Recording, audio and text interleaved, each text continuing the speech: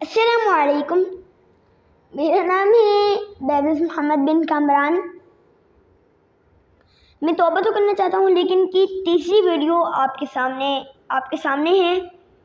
پچھلی ویڈیو ہم نے ختم کی تھی، آپ کو یاد ہوگا، حقیر سمجھے جانے والے گناہوں کے مرتکب کا جب مواخذہ کیا جاتا ہے تو وہ معمولی سمجھے جانے والے گناہوں سے ہلاک کر ڈالتے ہیں۔ ایک اور روایت میں ہے، یہ اس کی اگلی روایت ہے، ایک اور روایت میں ہے، حقیر سمجھے جانے والے گناہوں سے بچو کیونکہ وہ آدمی کے حساب میں جمع ہوتے رہتے ہیں یہاں تک کہ اسے ہلاک کر ڈالتے ہیں۔